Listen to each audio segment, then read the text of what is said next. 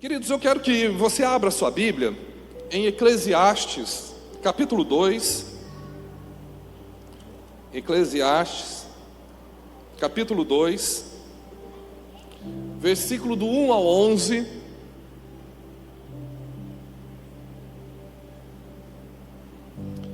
Eclesiastes 2, do 1 ao 11.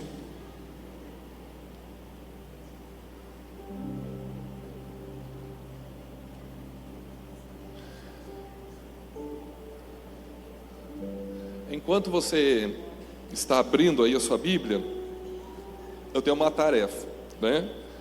Ele por acaso foi até membro da igreja aqui, o Daniel Carvalho. O Daniel ele pegou, pastor, deixa eu mexer com o seu Instagram, deixa eu mexer aqui e fazer uns vídeos. Começa a fazer uns vídeos. E eu já estou anos e eu não tive coragem de fazer esse trem, comecei a fazer uns videozinhos. Então eu recebi uma notícia do Daniel, que ele mandou até a mãe dele falar comigo. Eu fui olhar ali no WhatsApp, avisa na igreja qual é o seu Instagram, porque eu estou falando sobre questões psicológicas, sobre frustração e tudo. Ele falou assim, eu estou te dando uma ordem para você avisar para a igreja quem quiser te seguir.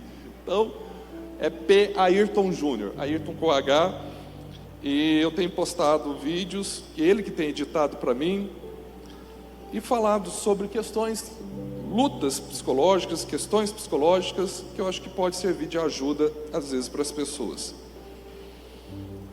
Eclesiastes 2, do 1 ao 11, diz o seguinte: eu disse a mim mesmo, venha, experimente a alegria. Guarde bem isso que eu falei, experimente a alegria. Descubra as coisas boas da vida, mas isso também se revelou inútil. Concluí que o rir é loucura e a alegria de nada vale. Decidi entregar-me ao vinho e à extravagância, mantendo, porém, a mente orientada pela sabedoria. Eu queria saber o que vale a pena debaixo do céu nos poucos dias da vida humana. Lancei-me a grandes projetos, construí casas, plantei vinhas para mim, fiz jardins e pomares e neles plantei todo tipo de árvore frutífera. Construí também reservatórios para irrigar os meus bosques verdejantes. Comprei escravos, escravas, e tive escravos que nasceram em minha casa. Além disso também, mais bois e ovelhas do que todos os que viveram antes de mim em Jerusalém. Ajuntei para mim prata, ouro, tesouros de reis e de províncias. Servi-me de cantores e cantoras e também de um harém às delícias dos homens. Tornei-me mais famoso e poderoso do que todos os que viveram em Jerusalém antes de mim, conservando comigo a minha sabedoria. Não me neguei a nada que os meus olhos desejaram, não me recusei dar prazer algum ao meu coração. Na verdade, eu me alegrei em todo o meu trabalho. Essa foi a recompensa de todo o meu esforço. Contudo, quando avaliei tudo que as minhas mãos haviam feito e o trabalho que eu tanto me esforçara para realizar, percebi que tudo foi inútil, foi correr atrás do vento. Não há nenhum proveito no que se faz debaixo do sol. Agora vai para o último capítulo, corre lá para o 12, umas páginas para frente, versículo 13 e 14, só esses dois. Eclesiastes 12, 13 e 14. Agora que já se ouviu tudo, aqui está a conclusão: tema a Deus e obedeça aos seus mandamentos, porque isso é o essencial para o homem, pois Deus trará a julgamento tudo que foi feito, inclusive tudo que está escondido, seja bom, seja mal. Amém, queridos? Uma das palavras mais faladas ou mais vividas no final de ano, gente, talvez seja a palavra felicidade. Ela está entre as mais faladas, e você pode ter certeza que é, de certa maneira, um termo que mais entra, na época que mais entra a palavra felicidade, é exatamente no final do ano. É fato que, por exemplo, se você vê estudos, tá? O Natal, ele tem um aumento de 27% no nível de depressão, caso você não saiba. Ansiedade tem um nível de 31% na passagem do ano. Por que isso? Mas o Natal, Jesus nasceu, tá? Mas muitos familiares morreram e muita gente quando pensa em Natal, pensa sobre a perda da pessoa e aquilo mexe com ela. Para outros, a passagem do ano, aquela virada, fala o seguinte: gente, meus projetos eu não consegui, eu planejei isso, eu planejei aquilo, e está chegando o final do ano, o tempo apertou e eu não vou conseguir, e a pessoa entra em crise, tanto é que aumenta o índice de pânico. Mas ao mesmo tempo que tem essas situações controversas, ao mesmo tempo, como eu disse para vocês, a época do ano que mais se fala de felicidade é no final do ano. Pessoas estão passando na faculdade, se fala de felicidade. Outros estão concluindo seu curso de faculdade, a família prepara faixas, é tudo aquilo, e eu também vou viver isso daí. Meu filho vai entrar para a faculdade, eu também vou viver esse processo. Que para a gente é feliz, quem é pai sabe muito bem. Meu filho passou, meu filho terminou a faculdade, meu filho está empregado, meu filho está encaminhado. Para outros, que às vezes não viveram situações de perdas, ou já conseguiram elaborar as perdas, o próprio Natal mexe com a felicidade, porque ainda que não seja a data exata, gente, mas traz à memória o nascimento do meu Salvador, e isso deve gerar em mim uma grande felicidade. E para outros, a passagem do ano vai ser diferente o ano que vem. Quantos já falaram assim? A partir do ano que vem, tudo será diferente, não é? A gente faz essa marcação de tempo, ou não só eu que marco o tempo, tem essa mania de querer marcar o tempo na passagem do ano. A partir do dia 1º de janeiro, eu vou fazer de outro jeito. Enfim, gente, todos nós somos caçadores da felicidade, todos nós, e é justo isso, afinal queremos viver isso, faz parte de quem nós somos, queremos ser felizes. Nós temos saudade de um lugar que nós nunca vimos, que nós nunca pisamos, que nós nunca tocamos. Já notou isso? Todos nós temos saudades do céu, e ninguém aqui viu o céu, ninguém tocou no céu, ninguém andou no céu, mas temos saudades.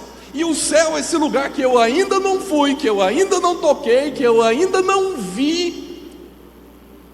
Ele me traz felicidade, faz parte, é a minha expectativa de vida. Quero chegar lá, quero ver o meu mestre, quero participar das bodas do Cordeiro, quero encontrar com pessoas. E aí vem as teorias, né? E cada um fala: você não vai reconhecer? Eu, por mim, vai reconhecer, eu vou ver todo mundo, vou abraçar.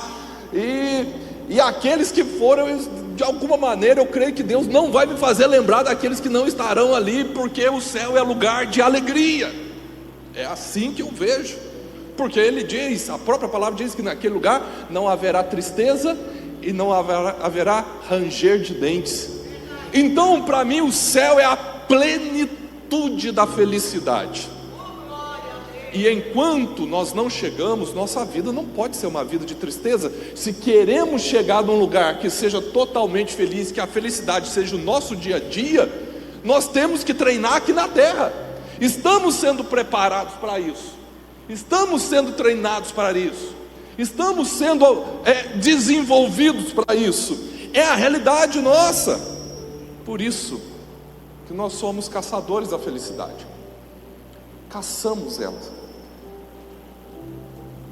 Por isso que nós devemos caçar a felicidade, devemos fazer isso.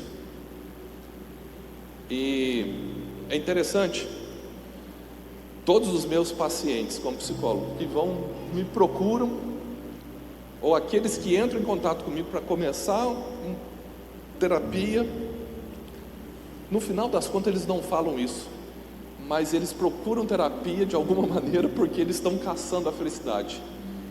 Até hoje eu não tive um que me procurou, falou assim: olha, eu estou procurando terapia porque eu estou tão bem, mas tão bem, está tudo tão bom na minha vida que eu vou fazer terapia porque está tudo muito bom. Não, eu tenho minhas demandas, minhas angústias, meus medos, meus anseios, e eu tenho expectativas, eu quero viver uma determinada vida, e essa se torna uma busca. Isso também foi com esse homem chamado Salomão. Nós conhecemos muito bem a história dele. Salomão tem 3 livros que retratam muito ele: Eclesiastes, Provérbios, Cantares. são os 3 que passam pelas mãos. Cantares é escrito na juventude de Salomão. Provérbios, na maturidade dele. E Eclesiastes, Salomão já está passando pela velhice. Já é um homem que vivenciou determinadas coisas. Quando ele vai escrever, ele passou algumas coisas lá atrás, e agora ele está trazendo. E parece que Eclesiastes vem como um desabafo. Ele está querendo contar tudo que ele vivenciou, que ele falou o seguinte: aqui eu não precisava ter feito isso, aqui eu não precisava ter feito aquilo. É um Salomão que está agora querendo de alguma maneira, não só desabafar, mas apresentar para outras pessoas. Tanto é que é conhecido como pregador. De alguma maneira parece que tem uma assembleia na frente dele, e Salomão, ele está apresentando todas as suas demandas, seus pontos mais fracos, suas fragilidades. E gente, esse aqui sou eu, Salomão, e eu exagerei aqui, exagerei ali, e eu estou aprendendo no meio dessa situação toda, sabe? E talvez muitos chamam o Eclesiastes de o livro mais pessimista da Bíblia. E por ele ser chamado de o livro mais pessimista da Bíblia, muitos chegam até não querer lê-lo. Muitos pulam o Eclesiastes quando vai ler a Bíblia toda. Outros tentam, para dar uma aliviada, falar o seguinte: eu não tenho certeza de que esse livro é canônico, que ele é real mesmo, que ele é inspirado, porque assusta como que Salomão descreve Eclesiastes. Sabe, ninguém sabe a perspectiva que ele escreve o livro, e é por isso que se tornou um livro de desabafo, sabe? É um livro que Salomão é totalmente superlativo nele. Tudo é grande, tudo é imenso. Eu me permiti tudo, eu deixei tudo, eu vivi tudo. Se tinha alguma coisa maior, eu queria viver. Se tinha se saiu um prédio novo e eu comprei um apartamento gigantesco, a cobertura, e saiu um outro melhor, eu vou trocar aquele, vou pegar o outro melhor. É como se ele era tudo superlativo, era tudo além, não se parava, não se terminava. Eu lembro de uma frase do homem, na época foi o homem mais rico, John Rockefeller, quando perguntavam para ele: quanto que você precisa para você ser feliz? Quanto que você precisa de dinheiro para você dizer que você é feliz? E Rockefeller dizia: um pouquinho mais. O que ele queria dizer com isso? Nunca será suficiente, nunca vai ser suficiente, porque quando eu penso que é suficiente, já tem mais alguma coisa. E nós vivemos nessa vida, gente. Nós vivemos, porque quando parece que acabou, já tem alguma coisa nova. Quando parece chegamos, daqui a pouco é apresentado novo. E Salomão tentou atingir esse nível, buscando por ele mesmo essa felicidade, fazendo essa peregrinação exaustiva pelos caminhos da vida. Ele é um peregrino, um caçador da felicidade. E algumas coisas, porque o livro é extraordinário, mas algumas coisas eu queria tirar, pelo menos dessa parte, com você, e te trazer um segredo no final, que não é segredo para ninguém, simples e básico para a felicidade. Mas antes disso, eu queria que você, antes desse segredo, eu queria que você visse algumas coisas que Salomão nos mostra. Primeiro, é que a felicidade gera inquietações. Olha o que ele diz bem no iniciozinho aqui: eu disse a mim mesmo, venha, experimente a alegria. Salomão começa desse jeito: venha, experimente a alegria. Eu disse para mim mesmo, eu olhei para o espelho, eu me vi no espelho, e eu falei: Salomão, vem, experimente a alegria. Não é sobre ninguém, não é ninguém aconselhando. Ele queria encontrar essa alegria, essa felicidade, e ele foi com toda a força, com toda a gana que ele humanamente falando poderia ir. Só que aí começou a gerar inquietação, porque ele não parava. Começou. E por que essa busca da felicidade, ou a felicidade, gera tanta inquietação? Aí que vai. Porque a felicidade, gente, ou a alegria, ou o contentamento, ela é desenvolvida. E Salomão não prestou atenção nisso. Ele focou em coisas e esqueceu que isso se desenvolve. Isso é um processo. Você nasce com uma emoção chamada alegria, mas o movimento de desenvolver se baseia nas experiências e vivências da sua vida e como você elabora elas, o que você descarta e o que você segura. Vale lembrar de um homem que talvez foi um dos homens mais inquietos que eu conheço na Bíblia, pelo menos no Novo Testamento. Eu acho que é o homem mais inquieto, chamado Paulo. Para muitos, lembra-se dele como Saulo de Tarso. Se você pegar a história desse indivíduo, o Saulo, para começar, Saulo foi um grande teólogo. Ele era um teólogo, acreditava em Deus, mas Jesus não era o centro da sua teologia. Jesus nunca esteve no centro da teologia, e por isso ele perseguia os cristãos. E por volta dos seus 28 anos, 29 anos, ele tem uma experiência que ele cai do cavalo. Quando ele ouve uma voz falando com ele: Saulo, Saulo, Saulo, por que me persegues?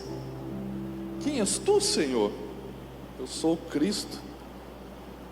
E daqui a pouco aparece Ananias, vai levar ele cego, leva ele para Antioquia, né? A Antioquia que foi destruída o ano passado. 80% da cidade foi destruída de Antioquia, lá na Turquia, e é levado para lá. E quem vai ser o pastor desse homem chamado Saulo é um homem chamado Barnabé. Da sua chegada a Antioquia até o dia que ele vai sair para a obra missionária, vão se passar quase 10 anos. Ele vai começar a ser missionário por volta dos 39 anos de idade. Ele vai ficar com Barnabé. Com Barnabé, um homem quieto, ele vai ter que aprender a esperar o tempo. Ele vai ter que esperar que tudo tem um tempo, que não é na hora dele, que existem alguns processos que são inegociáveis. Ele vai ter que ser preparado, e ele vai com Barnabé, e ainda tem confusões, né? Por causa de João Marcos, eles se separam, depois ele vai com Silas, e Barnabé continua o trabalho com João Marcos. Mas é um homem que vai dando tropeços e tropeços. Mas quando você abre a carta aos Filipenses, você vai se deparar com algo interessante. Por exemplo, a palavra felicidade, alegria ou contentamento, que são sinônimos, tem 14 vezes se fala essa palavra num livro de 4 capítulos. Primeiro lugar. Segundo lugar, você sabe aonde que ele está? Numa prisão. Ele está preso, e ele está falando de felicidade, de alegria, de contentamento, estando dentro de uma prisão. Tanto é que Filipenses é conhecido como a epístola da alegria, e ele no meio da situação toda. Terceiro lugar, segundo muitos estudiosos, dizem que era comum naquele momento um carrasco passar em frente à prisão e avisar para ele: tua hora está chegando, tua hora está chegando, tua hora está chegando. E ele consegue estar alegre mesmo ouvindo essa situação de que sua hora está chegando, que o teu momento está chegando. E no caso do carrasco, você vai ser decapitado em praça pública, as pessoas verão sua cabeça caindo. E ele se mantém. Mas aí quando você pega Filipenses, lá no capítulo 4, se não me falha a memória, versículo 11 ao 13, alguém depois pode conferir, acho que vai chegar a isso, vai vir alguns versículos que ele vai falar o seguinte: aprendi a estar contente em toda e qualquer situação, sei passar necessidade como sei ter em abundância, posso viver todas as coisas, porque posso tudo em Cristo que me fortalece. Olha só que é o segredo. Paulo se desenvolve na felicidade. Olha que ele diz: aprendi. Eu não nasci feliz, ninguém plantou em mim a felicidade. Eu fui desenvolvendo nas vivências da minha vida a felicidade, e ela se tornou maior ainda quando eu entendi que a felicidade é que tudo posso em Cristo Jesus que me fortalece, que é nele que me fortalece. Nós vivemos, se por acaso alguém tiver, entenda o que eu vou dizer, por favor, não é uma crítica sobre você, por favor, tá? Nós vivemos uma época que um monte de gente está com tatuagem escrito tudo posso. Você já notou? Tudo posso virou até tatuagem. E eu não estou discutindo tatuagem aqui com você, gente.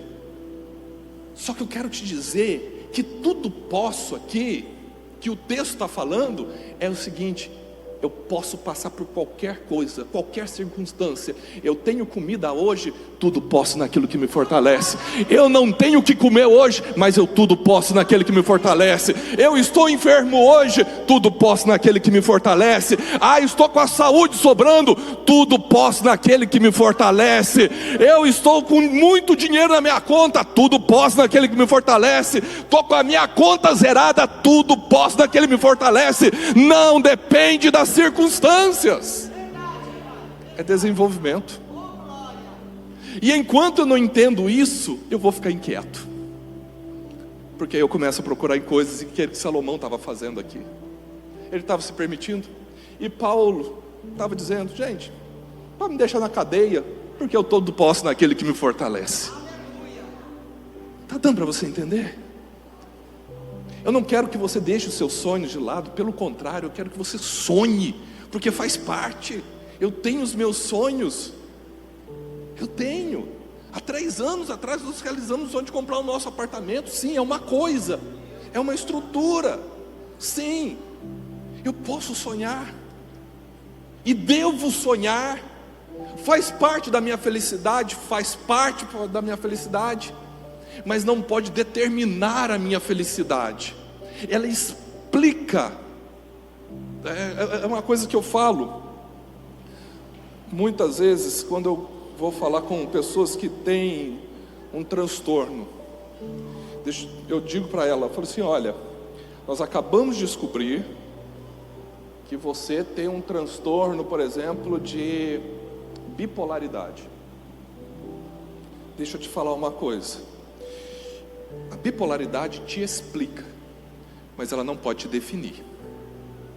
O problema é quando nós pegamos a situação e fazemos dela de nossa definição, uma coisa que está errada. A cura acontece quando eu entendo que aquilo me explica, mas quando eu entendo que aquilo não vai me definir. Não é o fim aquilo ali, não é aquilo que fechou. Não, eu vou em busca, eu vou mudar.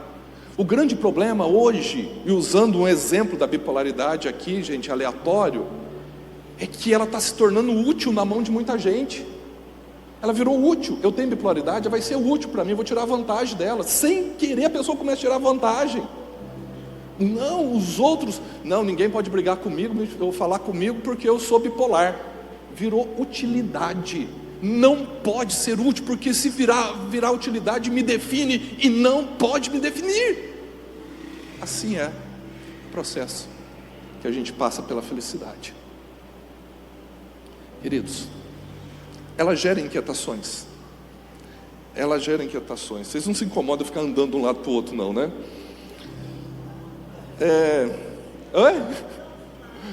É verdade. Verdade. Então a Rebeca vai para cá, vem para cá, agora ali. Verdade, então tranquilo. Sabe? Segunda coisa que Salomão me ensina nessa caça pela felicidade é que muitas vezes, pela maneira que se faz, ela é frustrante. A maneira que nós tentamos caçar a felicidade, ela nos frustra, sabe?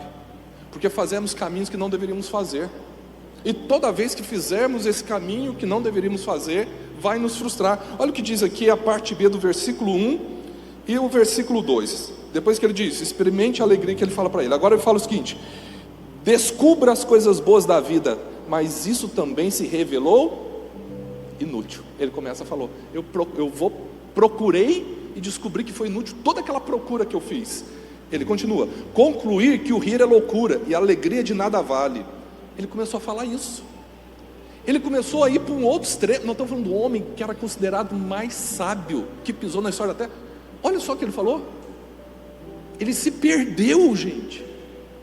Você já para prestar atenção nisso? Ele falou que a alegria de nada vale. E ele aqui não está falando da alegria das buscas, ele generalizou tudo. Sabe quando a gente apela? Salomão está apelando agora.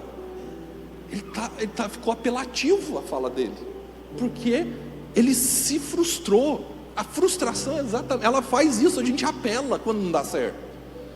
Nesse final de ano, que muita gente busca felicidade, muita gente está frustrada. Você pode ter certeza. Tem muita gente que está irritado com a vida. Tem muita gente que fala o seguinte: olha, não vale a pena casar. Tem muita gente porque não deu certo um relacionamento, está falando o seguinte, que família família é um fracasso, que família, o conceito de família não existe, porque outros, tudo quanto é homem é assim mesmo, tudo quanto é mulher é... Vocês já ouviram isso? Quando a gente começa a generalizar todo mundo, colocar todo mundo no mesmo pacote, não está mostrando a verdade, está mostrando a minha frustração, está mostrando, e a frustração ela é um grande problema, porque eu começo a tentar me autoproteger. Então passa muita coisa boa perto de mim, muita coisa boa passa do meu lado, para a minha vida, e porque eu não quero me frustrar, eu deixo também de pegar, em vez da gente fazer os caminhos corretos, sabe? Salomão, ele está apelativo, sabe? Ele conclama a si mesmo para a audaciosa procura da felicidade, e aí ele tem um choque de realidade, e ele chega a uma conclusão decepcionante, sabe? Eu falo que a frustração é um sentimento horrível, mas muitas vezes ele às vezes se torna um mal necessário. Se torna um mal necessário para mim me entender no meio disso aqui. Deixa eu te explicar como é que funciona. Vamos ver se eu consigo te trazer algo para você entender aqui. Quando nós nascemos, existe um conceito que passa pela criança, e isso é natural, faz parte da criança, que é um conceito de onipotência. Toda criança recém-nascida, ela tem o conceito da onipotência. Por quê? Ela não fala, ela não tem força, ela não tem... se alguém não fizer tudo para ela, se não tiver súditos fazendo alguma coisa por ela, ela não vive. Então, o que acontece? É um monte de gente tentando adivinhar o que ela está querendo dizer com o choro dela. É um monte de gente, quando ela chora, pegando ela no colo e balançando para ela dormir, amamentando ela. Tudo que ela está querendo, todo mundo faz, porque ela precisa crescer. Só que isso gera no inconsciente da criança o conceito de onipotência, e ele é importante para aquele momento da sobrevivência. Só que ela está crescendo, ela não pode viver isso pro resto da vida, ela não pode ser sempre assim. E aí começa a acontecer algumas coisas, vem as frustrações. E é como que vem as frustrações? Por exemplo, a mãe não vai ficar mais amamentando o peito o tempo todo, agora ela vai passar para a mamadeira, e depois vai arrancar a mamadeira disso. E isso para a criança é a morte. Você viu alguma criança gostando? Tirou de mim isso aqui? É raro isso, né? Se tem alguém, foi exceção, mas a regra é que nenhuma criança gosta. Vou tirar a chupeta, né? Não quer que tire. E é um monte de coisa que ela vai vendo. E essa frustração, ela gera uma palavra chamada sofrimento. E sofrimento não é algo que onipotente tem. Quem é onipotente não sofre. Quem é limitado sofre. Só que esse sofrimento vai gerar uma outra coisa: criatividade. Porque na criatividade eu tenho que descobrir outras coisas, já que eu não tenho mais aquilo. A criatividade faz parte do processo de desenvolvimento. E eu costumo dizer, eu uso direto, mas deixa eu trazer para você esse conceito de uma maneira bem clara aqui. Entenda o que eu vou dizer aqui. Eu falo o seguinte para as pessoas: Deus não é criativo. Ele Talvez você fale, pastor, como é tudo que ele fez? Deixa eu te falar uma coisa. Existe um conceito em Deus que está acima da criatividade, que se chama onipotência.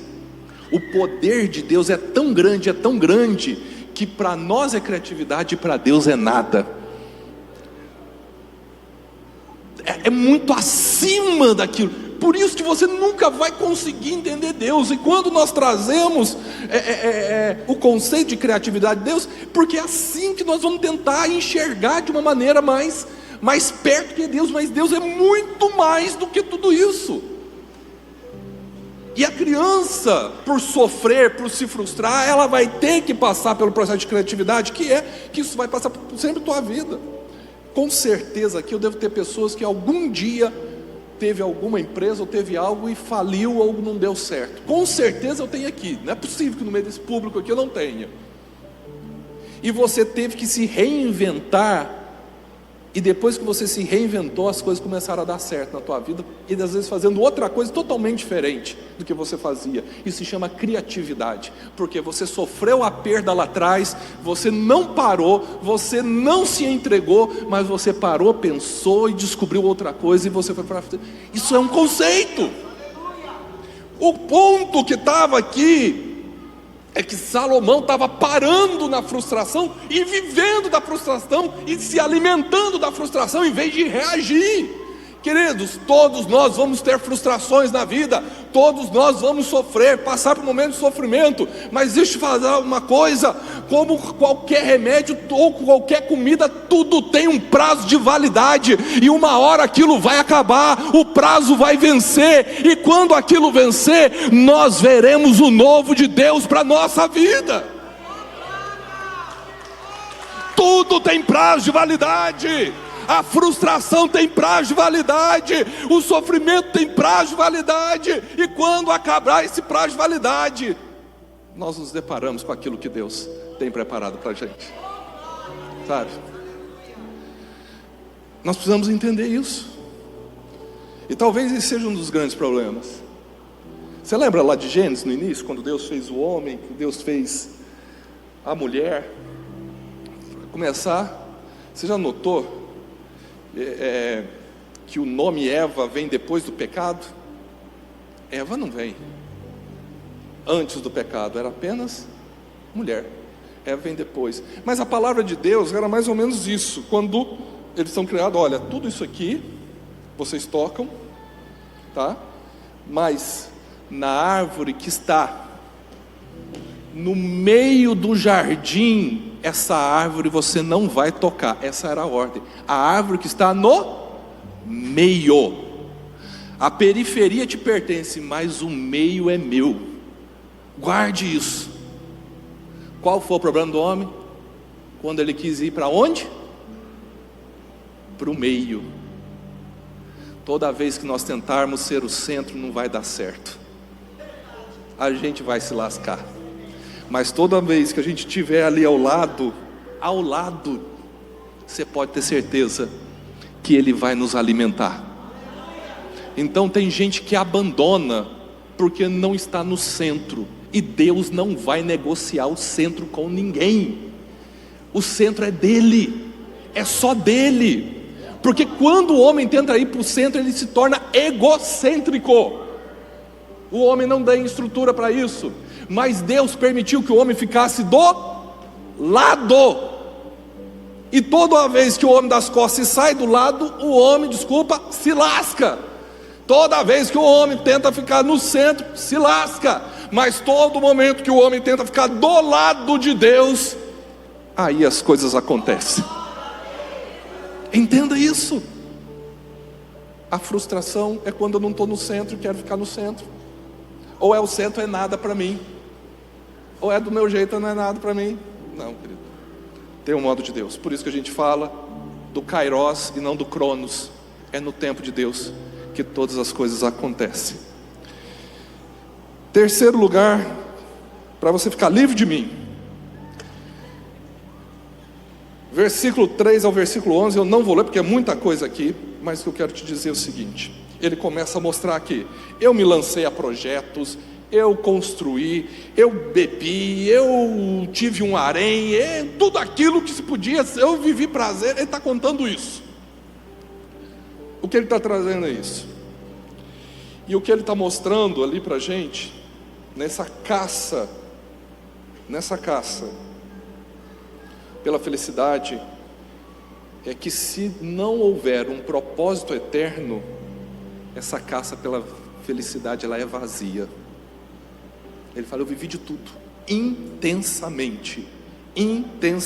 Olha só para você ver o versículo 3: decidi entregar-me ao vinho e à extravagância, mantendo, porém, a mente orientada pela sabedoria. Me explica como é que mantém a mente orientada pela sabedoria? Enchendo a cara e sendo extravagante. Mas ele tentou.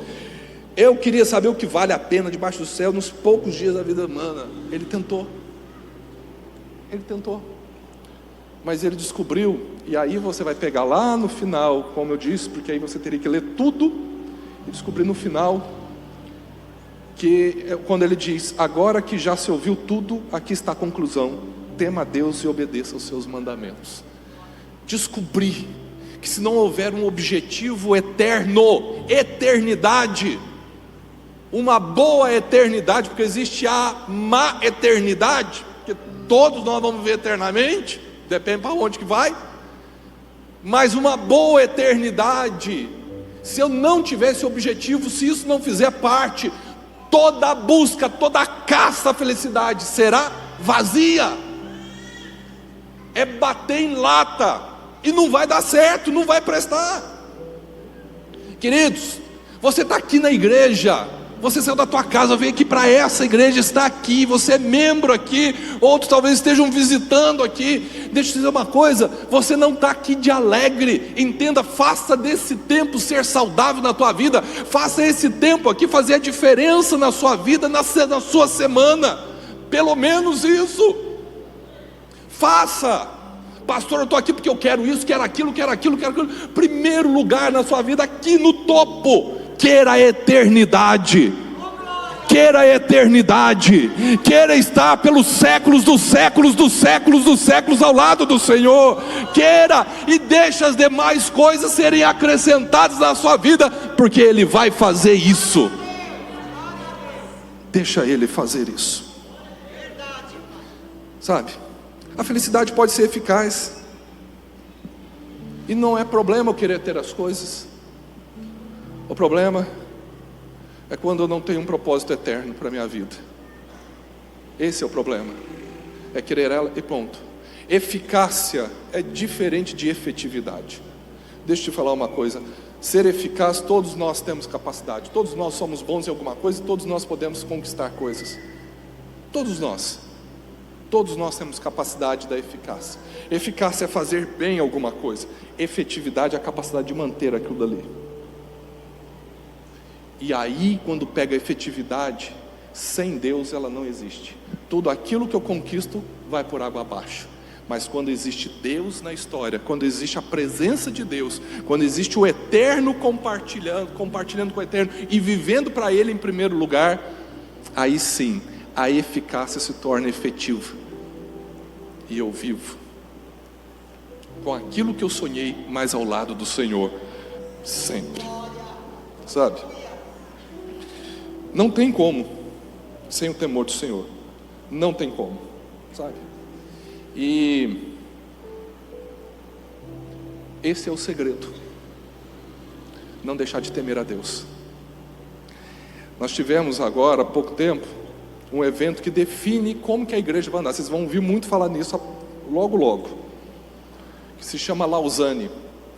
E o Lausanne é o que define o caminho da igreja do mundo. Se reuniram igrejas de 210, representantes de igrejas de 210 países do mundo. Se reuniram, representando seus países. O Brasil levou uma delegação de 30 pessoas, se não me falha a memória, 30 líderes, trazendo pesquisas, trazendo várias coisas, uma ideia, né, como que a igreja está vivendo, para definir o caminho. E uma das coisas que foi falada para pensar sobre a igreja de um tempo para cá, daqui para frente, E para vocês terem ideia, quem iniciou Lausanne foi um homem chamado Billy Graham. E o pessoal mais antigo que comigo aqui conhece quem era Billy Graham. Billy Graham foi o maior ganhador de almas do último século. Ninguém conseguiu fazer o que Billy Graham fez. Ele iniciou junto com outro homem chamado John Stott, que também, quem já ouviu falar dele, eles eram grandes pessoas. E quem ficou responsável para preparar uma pregação e direcionar nessa pregação a pesquisa que foi feita nos 210 países, foi um homem muito conhecido por muita gente, chamado Rick Warren. E o Rick Warren, ele usou um texto, né, falando da videira e vocês são os ramos e tudo. E o Rick Warren, ele falou muito sobre a questão da unidade dentro das igrejas locais, que a igreja, ela precisa ser unida. E ele falou o seguinte: nós precisamos reevangelizar a igreja. Olha o termo, reevangelização da igreja, porque Deus está querendo dar o que cada um quer. Deus está querendo abençoar as pessoas, mas acima disso tem que ser inegociável andar com Deus, estar na presença de Deus. As outras coisas são complementares. Como disse Paulo, depende das circunstâncias. Eu estou com o Senhor.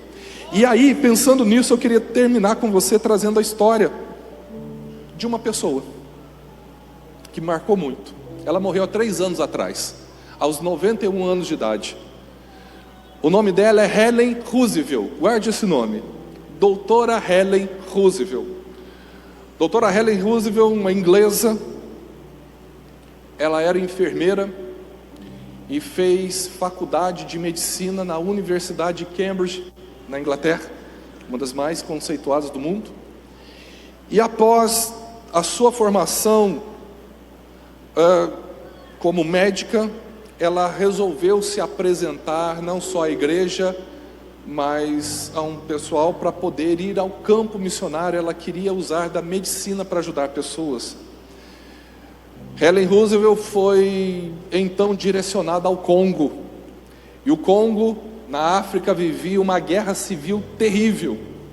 Helen vai para o Congo, chega no aeroporto e vai para o interior do Congo. E após verificar tudo que estava acontecendo ali, a doutora Helen, então ela entra em contato com sua igreja levanta recursos, envia para ela, e a doutora Helen levanta um hospital com 100 leitos, para atender as pessoas vítimas dessa guerra civil, pessoas que perderam a perna, minas e tantas coisas mais. E ela começou a preparar enfermeiras congonesas para poder trabalhar com as pessoas. O trabalho dela estava extraordinário, até que um belo dia os rebeldes entraram no hospital e sequestraram a doutora Helen e levaram ela para dentro de um cativeiro. E após isso acontecer, a única coisa que foi com ela nas suas mãos foi um caderno, um diário e um lápis. E ela começou a escrever dentro desse cativeiro o que estava acontecendo com ela. E eu queria ler para você alguns dos escritos da doutora Helen, e queria que você meditasse nisso. Ela diz o seguinte, em um dos dias, ela diz o seguinte no diário: eles me puxavam pelos pés e batiam na minha cabeça, chutavam-me na boca e quebraram os meus dentes, me humilharam, insultaram, e eu me senti abandonada. Um tempo depois, algumas semanas depois, ela escreve o seguinte no diário dela: em uma das noites, o horror ultrapassou todos os limites. Eu fui violentamente abusada sexualmente, e eu senti que Deus havia me abandonado. Logo depois, senti uma enorme presença que dizia: Helen, esses não são os seus sofrimentos, mas são os meus sofrimentos.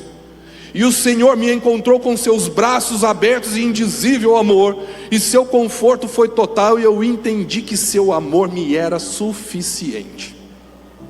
Ela foi liberta do cativeiro, voltou para a Inglaterra, ficou 10 meses hospitalizada, ossos quebrados, dentes quebrados, abusos psicológicos, todo um tratamento com ela, uma equipe multidisciplinar. E depois que ela saiu do hospital, ela voltou para a igreja e falou: eu quero voltar para o Congo, me mandem para o Congo novamente. E depois de muitos dizerem: você não pode ir, não tem como, a situação do Congo está pior de quando você deixou, Helen conseguiu convencer e voltou para o Congo. Depois que ela voltou para o Congo, ela chega e ela vê que o prédio, o hospital que ela havia erguido, foi derrubado. Helen agora novamente entra em contato, recebe recursos, e então ela levanta um hospital agora para 250 pessoas. Não só isso, ela também insatisfeita levantou um leprosário. Não só isso, ela insatisfeita levantou uma escola de enfermagem. E a história dela correu no interior do Congo com tudo aquilo. Depois, passados os anos, Helen se aposentou, voltou para a Inglaterra, e ela começou a escrever em artigos cristãos, falando sobre a fé, sobre lutas, sobre permanecer. E a última vez que ela escreveu, o último artigo, eu queria ler para vocês, o último parágrafo em vida de Helen. Alguns dias depois ela ter escrito esse artigo e ser publicado, o último dela, ela veio a falecer aos 91 anos de idade. E aí ela dizia o seguinte nesse artigo: eu queria que você guardasse esse segredo da felicidade. Ela diz: o problema não é quando queremos só Jesus, queremos Jesus e mais alguma coisa, queremos Jesus e a popularidade, queremos Jesus e o sucesso, queremos Jesus e os aplausos, queremos Jesus e o reconhecimento, queremos Jesus, mas também queremos ser os primeiros, queremos Jesus, mas também queremos ser os melhores. E a última frase dela foi exatamente essa que eu vou dizer para vocês: não, meus irmãos, nós devemos desejar somente Jesus, só Jesus.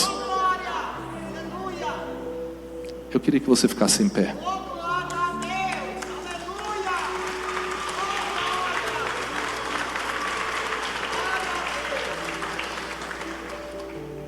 Queridos, eu tenho os meus sonhos e eu quero buscá-los. Eu não estou aqui para dizer para vocês que eu sou um monge, sabe? Não, eu tenho. Ele só não pode ultrapassar quem é Jesus. E ele não é compartilhado, porque eu só quero Jesus. Eu preciso só de Jesus. Se você entender isso, se você entender isso e acreditar nisso, parece loucura, mas você pode ter certeza que coisas grandes vão acontecer na tua vida. Você vai ter confiança nos momentos mais difíceis da sua vida, porque você vai ter certeza que Ele está contigo. Você vai ter certeza disso. Só Jesus. Só Jesus. Feche os seus olhos. O que você está buscando? Qual é a sua procura? O que você está tanto lutando na sua vida? O que você está batalhando tanto na sua vida? Qual é a procura que você está fazendo? O que você tanto está querendo e que está deixando Jesus de lado?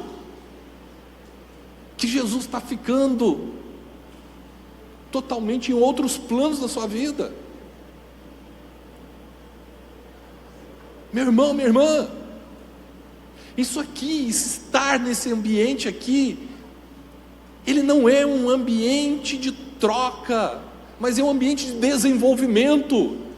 Quando eu venho para a igreja, eu quero me desenvolver como cristão, eu quero ser melhor amanhã, e o desenvolvimento significa que aquilo que o pastor Guto pregar, eu vou levar para a semana, aquilo que a pastora Rebeca pregar, eu vou levar para a semana, porque eu estou em processo de desenvolvimento, e esse desenvolvimento não acaba, porque sempre vai ter mais. Mas quando o dia seguinte parece que eu nem fui para a igreja, nem lembro do que foi falado, nem aplico na minha vida, não dá. Significa o quê? Que eu fui apenas fazer uma troca com Deus, e não é troca. Tem algo muito valioso,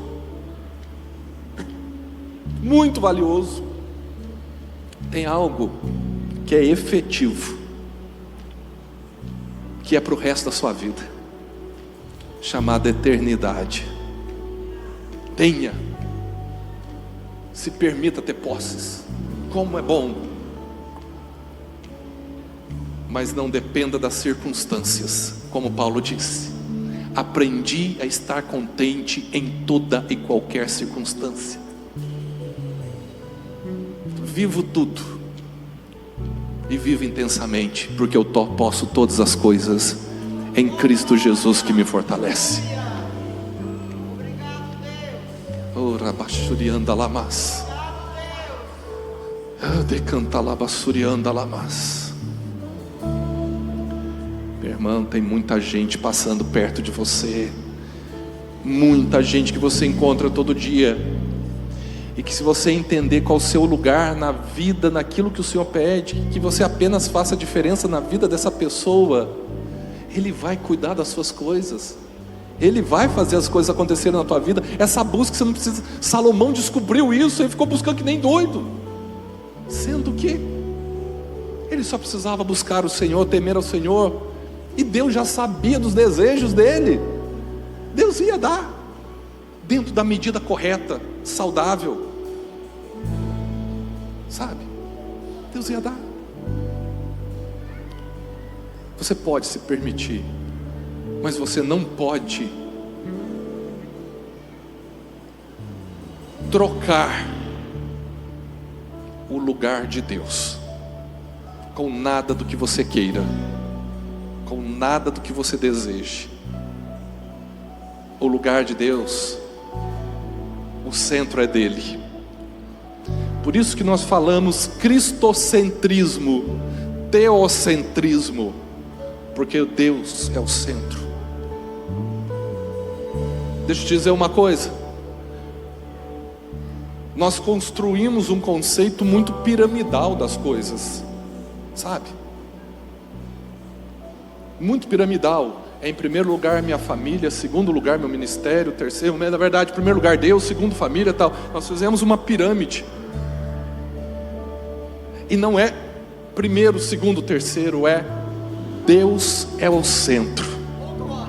Deus é o centro do meu trabalho, Deus é o centro do meu ministério, Deus é o centro da minha família, Deus é o centro do meu casamento, Deus é o centro da minha relação com os meus filhos, Deus é o centro das minhas conquistas, Deus é o centro da minha saúde, Deus é o centro de todas as coisas. Ele não disputa lugar, Ele é o centro e sempre será. Ele vai manter no centro de todas as coisas. E quando eu estiver com os meus filhos, eu entendo que o meu caminhar, a minha relação com os meus filhos, ela existe porque Deus é o centro. Quando o meu casamento estiver em crise, não, eu não vou colocar Deus em primeiro, mas Ele vai ser o centro do meu casamento. Quando o meu trabalho estiver difícil, eu estou sendo perseguido pelo meu patrão, eu estou sendo perseguido pelas outras pessoas que trabalham, não, mas eu permanecerei firme, porque Deus é o centro do meu trabalho. Quando tudo isso acontecer na minha vida, quando tudo isso acontecer na nossa vida, as coisas vão modificar. Queridos, essa igreja está aqui, essa igreja está vivendo isso, porque ela foi de alguma maneira, talvez ninguém nem saiba como, colocando Deus no centro. E quando nós colocamos Deus no centro, as coisas acontecem. não são pessoas, é sobre a centralidade de Deus. E quanto mais Deus ficar no centro desse espaço, desse lugar, mais coisas vão acontecer em nome do Senhor Jesus. A centralização de Deus é o grande segredo. Era isso que Salomão não estava entendendo com toda a sabedoria, porque ele sabia daquilo que ele podia pegar, não daquilo que era invisível. Deus é o centro. Amém? Deus é o centro do meu filho. Deus vai ser o centro daquele lá no hospital. A hora que for acontecer a cirurgia no meu filho daqui a uma semana, Deus é o centro daquele lugar ali.